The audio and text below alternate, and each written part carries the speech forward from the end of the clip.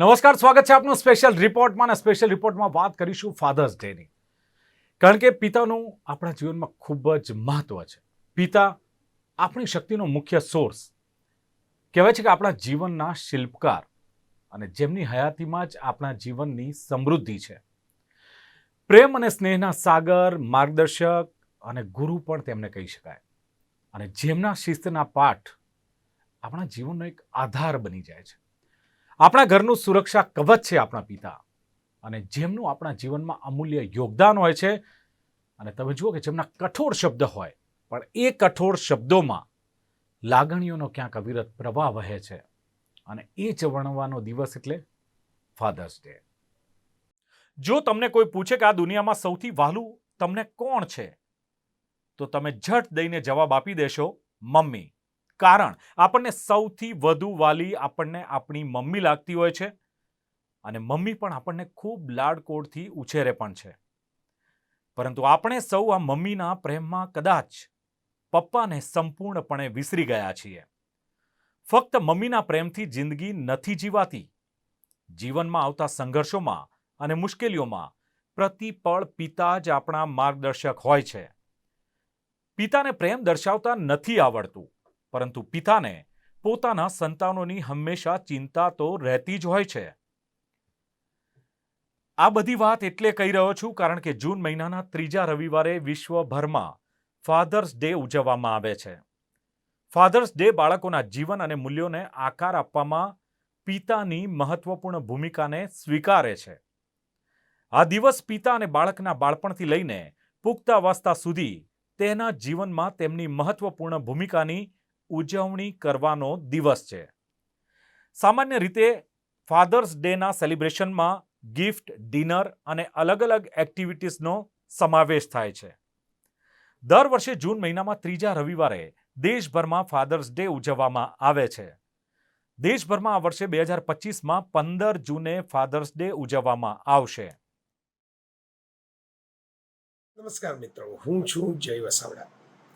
મારા પિતાશ્રી લલિતભાઈ વસાવડા અધ્યાપક હતા, સાહિત્યના રસિક હતા, જૂનાગઢમાં સાહિત્યની સંસ્થા ચલાવતા, પણ થોડા અલગારી જીવ, થોડા મસ્ત ફકીર, નરસિંહ મહેતાની જેમ જંજાળમાં બહુ ખબર પડે નહીં. પ્રેમીજન, બહુ જ શાંત સ્વભાવની અંદર. આર્થિક બાબતોના હિસાબમાં કંઈ એમને બહુ સમજાય નહીં. એ વારસો મને પણ મળ્યો છે. મિત્રો કહે ત્યાં સહીઓ કરી દેવાની, એ કહે ચૂપચાપ સાંભળીને ડોકું ધોળાવી દેવાનું, પણ બહુ કંઈ હિસાબના ગણિતની અંદર ખબર પડે નહીં. તો એને કારણે જેટલા થવા જોઈએ એટલા હાઇલાઇટ ન થયા. પણ આજે હું જે કહી છું એની પાછળ મારા માતા પિતાનો બહુ મોટો ફાળો છે. એમ કહી શકો કે એ લોકોનું જ પ્રોજેક્શન છે. તમે તો પડદા ઉપર પડતી મારી ફિલ્મ જોઈ રહ્યા છો.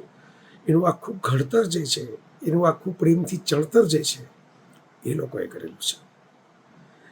મારા પિતાશ્રી આર્થિક રીતે બહુ બેહાલ રહ્યા, અને શરૂઆતની અંદર એમને હિન્દી કવિતાની અંદર સુવર્ણચંદ્રક મળેલો, અને જવાહરલાલ નહેરુના હાથે એ પદક મળેલો, જેમને વેચી નાખવો પડેલો પૈસાના અભાવે.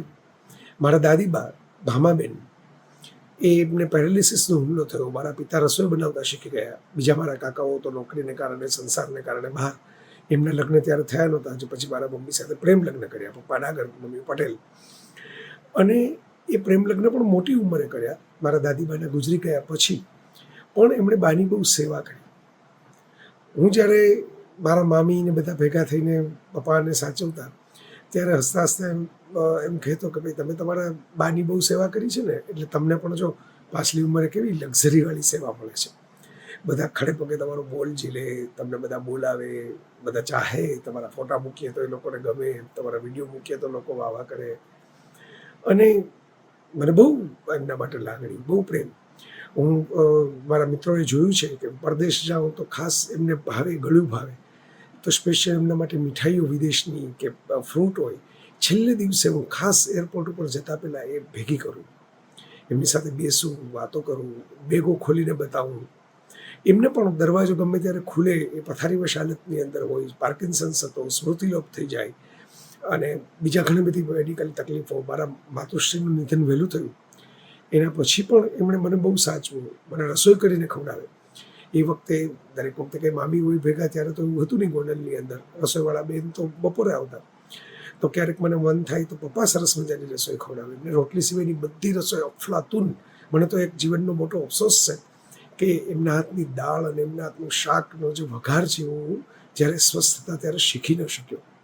શીખેલી હોત તો બહુ મોટું મને ફાયદો થાય. હું તમને બધાને ખવડાવી શકતા બનાવીને. પણ મારા ઉછેરની અંદર એમણે મને ભણાવ્યો ઘરે મમ્મીએ, અનુશાસન આપ્યું મમ્મીએ, સામું બોલવાનો, પડકારો ફેંકવાનો જે સ્વભાવ જે છે એ મા તરફથી આવેલો છે. પપ્પામાં એ હતું જ નહીં. એ મૌન રહીને સહન કરે, ચૂપ થઈ જાય, એમની સામે દલીલો કરો તો. પણ એમણે મને જે 3 બાબતો આપી, એક આપ્યું અધ્યયન, અભ્યાસ, વાંચનની ટેવ.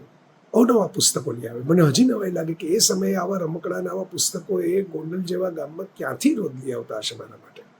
કેવી રીતે ભેગું કર્યું હશે એમણે. વોલ્ટ ડિઝનીથી માંડીને ઝોરો સુધીના અને સુપરમેનથી માંડીને ટાર્ઝન સુધીના અલગ અલગ કોમિક્સ મારી પાસે ફાઇલોમાં પડ્યા છે. સફારીના બધા અંકો પડ્યા છે. તો એ એમની દેન હતી, એમની એ કુશળતા હતી, એમનું વિઝન હતું. એ અધ્યયન તો બધા આપે પણ આઝાદી બધા ન આપે. એમણે આઝાદી આપી. જે કરવું એ કરવાનું, જે નિર્ણય લેવો એ લેવાનો, જેમ જીવવું એમ જીવવાનું, કોઈ બંધન નહીં, કોઈ રોકટોક નહીં. બસ અમે તમારું ઘડતર કર્યું, તમે ગુનો નહીં કરો, ક્રાઇમ નહીં કરો, તમે ખોટું નહીં કરો, એ ભરોસો, બાકી આનંદ કરો. અને આ ત્રીજી ભેટ હતી એમની, એ આનંદ. એમનો સ્વભાવ પણ આનંદી, વિનોદી, રમૂજી. એમને ઓળખનારા બધા લોકો એ જાણે છે. એમને જ્યારે બીમાર પડ્યા ત્યારે ઘરમાં જ રહેવાનું થયું અને પાર્કિન્સનને કારણે બહુ બેલેન્સ રહે નહીં. તો એ મારી ભેગા વાંચન મૂકીને ફિલ્મો જોતા થઈ ગયેલા. અને મારા પ્રિય મિત્ર સુભાષ ભટ્ટ છે, ભાવનગરના બહુ બરમી ચિંતક. એમ કહેતા કે જીવનરસ લલિત વસાવડાએ એટલે ટકાવી રાખેલો કે એને જય વસાવડા બહુ ગમતો હતો. અને એને ખબર હતી કે હું જો જીવનરસની અંદર થાકીશ, હું હારીશ, હું જો નિરાશ થઈ જઈશ, હું ચૂપચાપ બેસી જઈશ, હું પથારીવશ થઈ જઈશ, હું પડ્યો રહીશ, તો જય નમાણો થઈ જશે, એને મજા નહીં આવે જીવવાની. અને એને કારણે લલિત વસાવડાએ પોતાનો જીવનરસ ટકાવીને રાખ્યો. એમણે પોતે મહેનત કરી, પોતાને કષ્ટ પડતું હોવા છતાં એમણે જીવન ખેંચ્યું. એમણે ચહેરા ઉપર સ્મિત ફરકાવ્યું. નાની નાની મારી ગમ્મતોમાં સામેલ થયા. કેક ખાઈએ, જન્મદિવસ ઉજવીએ, જલસા કરીએ, કેરી ઘોળીએ, શું મજાઓ કરી છે અમે બધાએ સાથે. બહુ યાદ આવે છે. હજી એ ભણકારા વાગે છે. હજી એમ થાય છે કે ક્યારેક જે વાતચીતમાં, ઉગ્રતામાં ક્યાંક ને ક્યાંક ચર્ચાઓ કરી હોય, દલીલો કરી હોય, એ બધું અમારે તો ત્યાં સુધી થાય કે ભાઈ યુટ્યુબના વિડીયો બનાવ્યા કોવિડની અંદર, એના કરતાં પપ્પા સામે બેસીને ગપ્પા માર્યા હોત તો એ 2 કલાક પણ કેવા સરસ ગયા હોત. પણ એ રિગ્રેટ તો જગતમાં જે લોકો પોતાના સ્વજનને ચાહે એને રહેવાનો છે. પણ હું તો કાયમ કહું છું, મેં મારા રેન ડ્રોપ્સ પુસ્તકમાં લખ્યું પણ છે કે મને મળે એવા મમ્મી પપ્પા મને 1000 ભવ થાય તો મારે એક જોઈએ છે. એને કારણે મારે મોક્ષ નથી જોતો, અવતાર જોઈએ છે. ફરી ફરી માગું આજ મા બાપને. આજે છે ફાધર્સ ડે. દર વર્ષે જૂન મહિનામાં ઉજવાય છે ફાધર્સ ડે. પિતા પ્રત્યેની અવ્યક્ત લાગણીઓને વર્ણવાનો દિવસ. પિતા એટલે પરિવારનું સુરક્ષા કવચ. પિતા એટલે બાળકોના પથદર્શક. પિતા એટલે ત્યાગનું ઝરણું, સમર્પણનું પ્રતીક. પિતા એટલે પથદર્શક તારો, જેના વિના સગળે અંધારું. પિતા એટલે આપણી હિંમત, આપણી શક્તિનો મુખ્ય સોર્સ. પિતાની હયાતી જ બાળકોની સાચી સમૃદ્ધિ. પિતા એટલે કઠોર પરિશ્રમ અને નિસ્વાર્થ ત્યાગની સરવાણી. પિતાને સંતાનો પાસેથી માત્ર ને માત્ર સમય અને સમજની ઝંખના. આ ફાધર્સ ડે એક હાસ્ય તેમના ચહેરા પર લાવીએ. જીવનને સમૃદ્ધ કરનાર વ્યક્તિને થોડો સમય આપીએ. દેશભરમાં આ વર્ષે 2025માં 15 જૂને ફાધર્સ ડે ઉજવવામાં આવી રહ્યો છે. વિશ્વમાં મોટાભાગના દેશો જૂન મહિનામાં ફાધર્સ ડે ઉજવે છે. Bharat, USA, UK, Japan, Ireland, Bangladesh, Pakistan અને અન્ય દેશોમાં ફાધર્સ ડે જૂનના 3જા રવિવારે ઉજવવામાં આવે છે. જો કે ક્રોએશિયા, ઇટાલી, પોર્ટુગલ અને સ્પેન જેવા દેશોમાં ફાધર્સ ડે 19 માર્ચે ઉજવવામાં આવે છે. થાઇલેન્ડમાં ફાધર્સ ડેની ઉજવણી 5 ડિસેમ્બરે થાય છે, જે ભૂતપૂર્વ રાજા ભૂમિબોલ અદુલ્યાદેજનો જન્મદિવસ છે. જ્યારે તાઇવાનમાં 8 ઓગસ્ટે ફાધર્સ ડે ઉજવવામાં આવે છે.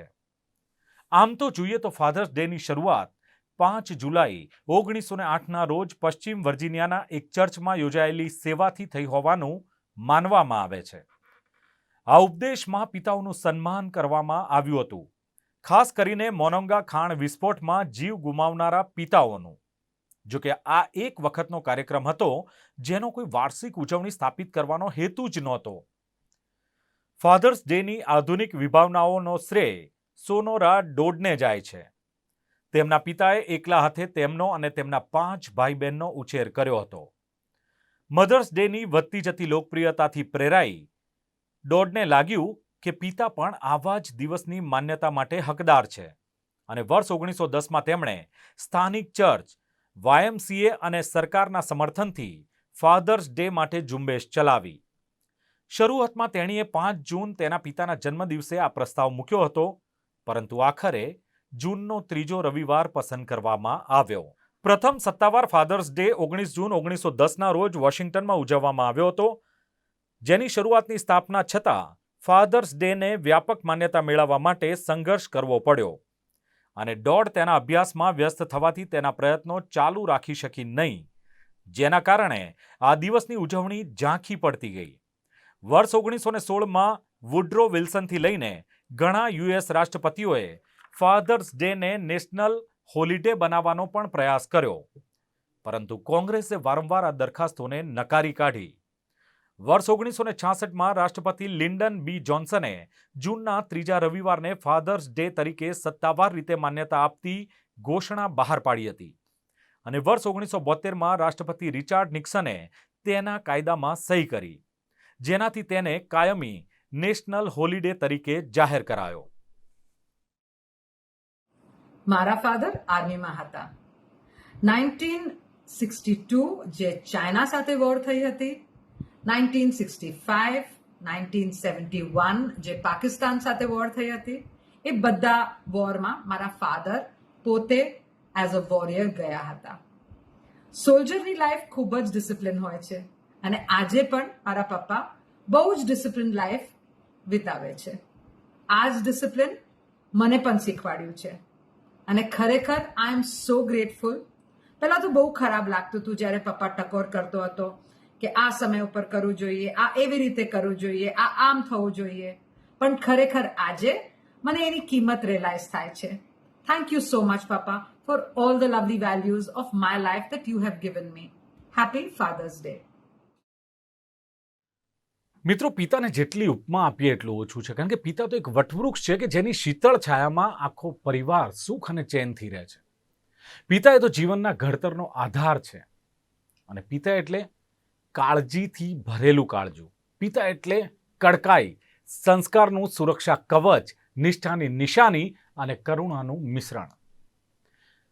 આમ તમે જુઓ તો ખરો દીવો તો ઘરમાં, કુટુંબમાં પપ્પા જ હોય છે, જે પોતાની આખી જાતને બાળી નાખે છે, પણ એ પોતાની જાતને બાળીને ઘરમાં અજવાળું આપવામાં હંમેશા તત્પર હોય છે.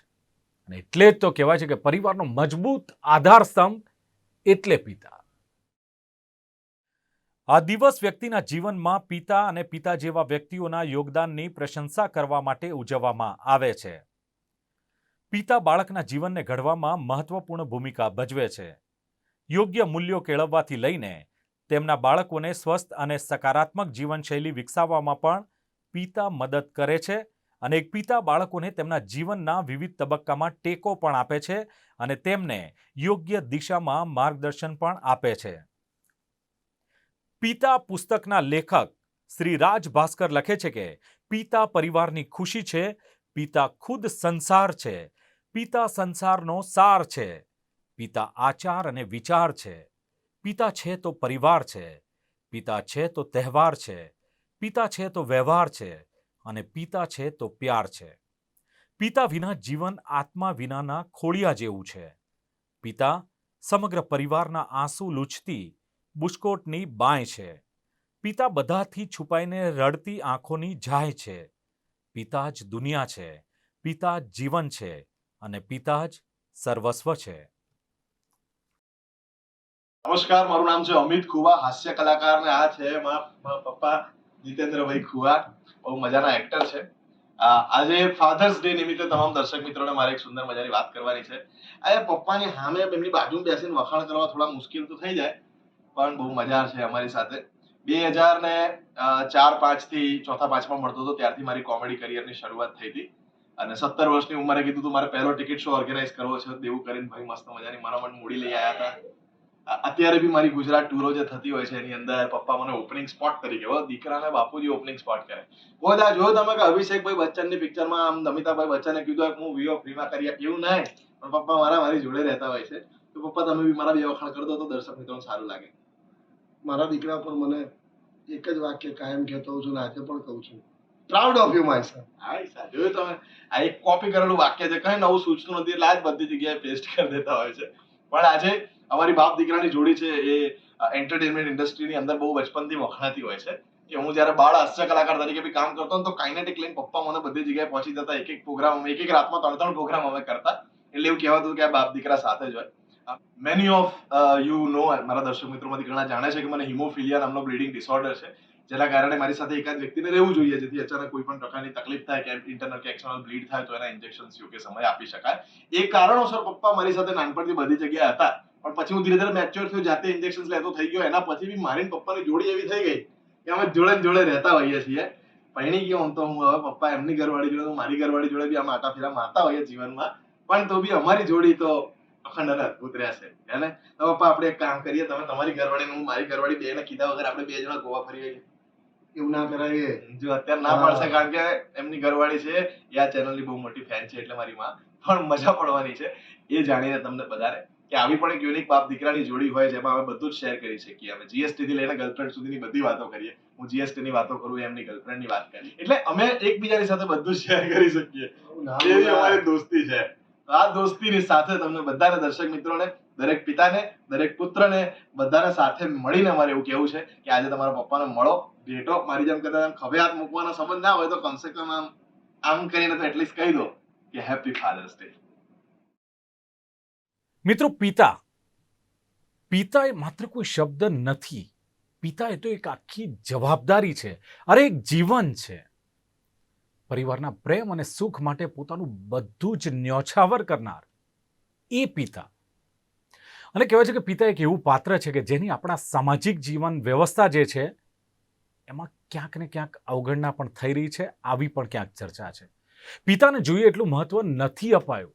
નો ડાઉટ માતાને મહત્વ આપવું જોઈએ, માતાનું મહત્વ એટલું છે જ, પણ પિતાને જે મહત્વ આપવું જોઈએ એ નથી અપાયું. અને પિતા સમગ્ર જીવન દરમિયાન તમે જુઓ કે દુનિયાના ઘા સહન કરે છે. અને એ ઘા સહન કેમ કરે છે? કારણ કે પોતાના પરિવાર માટે એ પિતા ઢાલ બનીને રહે છે. અને એટલે જ માટે તો કહેવાય છે કે પિતા તો જીવનના પથદર્શક છે. ફાધર્સ ડેનું સેલિબ્રેશન કરવાની અને તમારા જીવનમાં પિતા અને પિતાના પાત્રો પ્રત્યે કદર દર્શાવવાની ઘણી બધી રીતો છે. ફાધર સાથે ક્યારેક વેલ્યુએબલ ટાઈમ સ્પેન્ડ કરો, એટલે કે સમય વિતાવો. તમારા પિતા સાથે ખાસ દિવસની યોજના બનાવો. પછી ભલે તે કોઈ મનપસંદ પ્રવૃત્તિનો આનંદ માણવાનો જ કેમ ન હોય, ફરવા જવાનું કેમ ન હોય, અથવા તો ફક્ત ઘરે સાથે સમય વિતાવવાનો હોય, તો પણ સૌથી મહત્વની બાબત એ છે કે તેમને આ મૂલ્યવાન અને પ્રશંસાપાત્ર લાગશે. તમે પિતાને સરપ્રાઇઝ ગિફ્ટ આપો અને એવી ગિફ્ટ આપવાનું વિચારો જે તમારા પિતાના શોખ અને રુચિઓને પ્રતિબિંબિત કરે.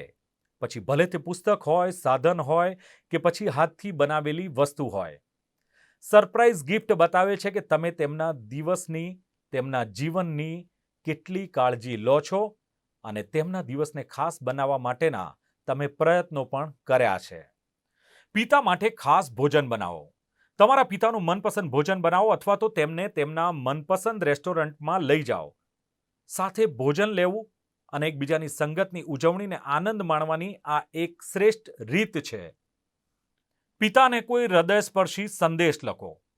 તમારા પિતાને હૃદયસ્પર્શી નોંધ અથવા તો પત્ર લખીને તમારી કૃતજ્ઞતા અથવા તો તમારો પ્રેમ તમે વ્યક્ત કરી શકો છો. તેમને જણાવો કે તેઓ તમારા માટે કેટલું મહત્વ ધરાવે છે, તેમનો તમારા જીવન પર કેટલો પ્રભાવ પડ્યો છે. પિતાની પ્રતિમાઓની ઉજવણી કરો. જો તમારા જીવનમાં દાદા, કાકા અથવા તો માર્ગદર્શક જેવા અન્ય પિતાની પ્રતિમાઓ હોય તો તેમને પણ સ્વીકારવા અને પ્રશંસા કરવા માટે સમય કાઢો. પિતાનો દિવસ એ બધા લોકોની ઉજવણી છે જેમણે તમારા જીવનમાં પિતૃત્વની ભૂમિકા ભજવી છે. હવે સાંભળો પિતાને સમર્પિત કવિતા. થાક ઘણો હતો ચહેરા પર પણ અમારી ખુશી માટે અનહદ પરિશ્રમ કરતા જોયા છે. આંખમાં ઊંઘ હતી ઘણી છતાં પણ ચિંતામાં જાગતા જોયા છે. તકલીફો ચારે બાજુથી હતી પરંતુ હિંમત હાર્યા વગર એકલા હાથે ઝઝૂમતા લડતા જોયા છે. કોઈને તકલીફ વર્ણવતા નહોતા પરંતુ અડધી રાત્રે ખુલ્લી આંખે અમારા ભવિષ્યના સપના સજાવતા જોયા છે. पिता जीवन है, संबल है, शक्ति है. पिता सृष्टि में निर्माण की अभिव्यक्ति है. अंगुली पकड़े बच्चे का सहारा है, कभी कुछ खट्टा कभी खारा है. તો મિત્રો, આમ તો દરેક બાળકના જીવનમાં માતાનું તો મહત્વ હોય છે જ, કારણ કે જ્યારે બાળક નાનું હોય ને ત્યારે મા પોતે ભીનામાં સૂઈને બાળકને સૂકામાં સુવડાવતી હોય છે. આવું આપણે નાનપણથી સાંભળીએ છીએ, વર્ષોથી સાંભળીએ છીએ. એટલું જ નહીં, એવા ઘણા બધા ઉદાહરણો પણ આપણે જોયા છે જ્યારે પિતા પોતાના દરેક સંતાનોને બહારી દુનિયા છે, એની મુશ્કેલીઓ છે, એની સામે જે સંઘર્ષ કરવાના છે, સંઘર્ષ તમને પિતા શીખવાડે છે.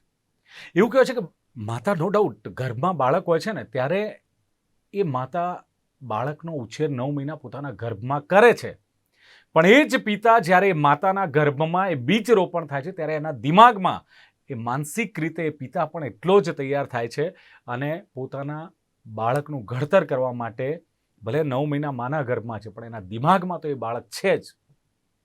દરેક સંતાન માટે પિતા એક ઢાલ સ્વરૂપે હોય છે. આમ દરેક વ્યક્તિના જીવનમાં માતાની સાથે પિતાનું પણ એટલું જ મહત્વ છે. અને જો આ જ મહત્વ સમજવું હોય ને મિત્રો, તો તમે તમારી માતાને ઓળખી શકશો. માતાને દુઃખ છે અથવા માતા રડે છે, માતાનું રુદન છે, જો તમારે એ ઓળખવું હોય તો માતાનો પાલવ તમે પકડો ને એટલે ભીનો હોય તો તમને ખબર પડી જાય કે માતાને રુદન છે અથવા માતાને દુઃખ છે. પિતા દુઃખી છે, પિતા વ્યથિત છે, કોને બતાવશે? કઠોર છે, બહાર દુનિયામાં પથ્થરનું કાળજું છે, અંદરથી તૂટેલો છે, રડે છે. એ જો જાણવું છે, શું કરશો? પિતાનું ઓશિકું ચેક કરજો મિત્રો, ત્યારે તમને ખબર પડશે કે પિતા વ્યથિત છે, દુઃખી છે. કારણ કે કોઈને નહીં કે ઓશિકા પર જઈને રડશે, એ ઓશિકું ચેક કરશો ને તો બાપની ખબર પડશે. એનીવે, ફાધર્સ ડે પર ઘણી બધી વાતો થઈ શકે, સમયની મર્યાદા છે, પણ happy Father's Day to all. અને ફરી મળીશું ગુજરાત ન્યૂઝમાં નવા વિષય સાથે. જોતા રહો. નમસ્કાર.